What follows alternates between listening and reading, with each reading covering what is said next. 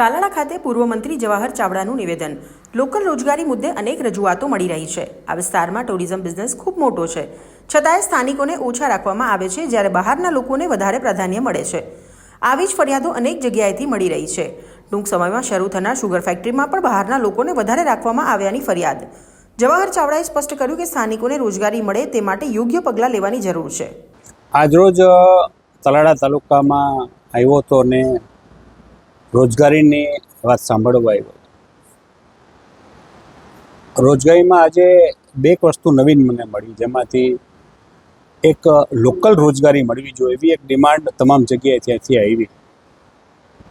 Tourism business ઘણો મોટો અહીંયા છે અને હોટલ્સ હોય, રેસ્ટોરન્ટ્સ હોય, તેમાં લોકલ માણસો ઓછા રખાય અને બહારના માણસો વધારે કામ કરે છે એવી ફરિયાદ જનરલી તમામ જગ્યાએથી મળી.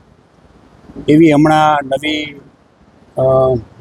શુગર મિલ જેને પ્રાઇવેટ આપેલી છે, એની ભરતી પ્રક્રિયામાં મારી પાસે ફરિયાદ એવી આવી કે લોકલને બદલે માણસો બહારથી વધારે રાખે છે. ટૂંકમાં બે નવીન ફરિયાદો તાલાળામાં આવેલી છે. બાકી જનરલી વાતો જે આવતી હતી અલગ અલગ જાતની હજી ચાલુ છે મારી પાસે આવવાની. સોમનાથ જિલ્લાના 2 તાલુકા મેં આજે પૂર્ણ કર્યા છે. 4 તાલુકાનું કામ હજી પ્રોસેસ બાકી છે. જૂનાગઢના પણ 4 તાલુકા મેં પૂરા કર્યા છે.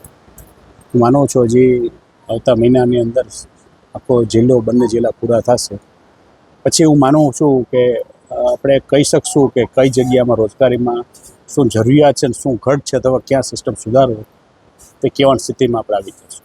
એ જ મેં વાત કરી કે જે મને વાત અહીંયા એ જ મળી કે એ બહારથી રોજગારી માણસો આપે છે, એને બહારથી લઈ આવે ને બહાર જ રાખે છે અને એને કારણે લોકલ માણસો રોજગારી મળતી નથી. આ દુઃખ જનરલી જોવા મળ્યું.